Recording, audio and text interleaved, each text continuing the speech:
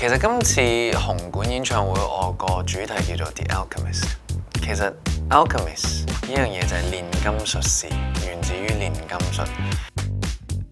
咁其實呢樣嘢喺心理學上同榮格係好相似。佢話人嘅成長係需要經過幾個步驟。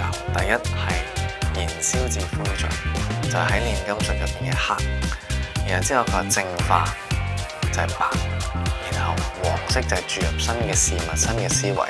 然後去到紅色嘅時候就係去到最後嗰一步，就係所有煉金術士都希望做到嘅就係得到佢嘅賢者之石。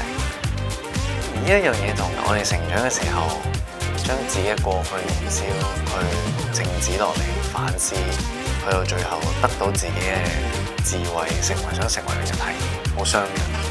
咁所以今次就用咗一個咁樣嘅主題去呈現我想講嘅故仔。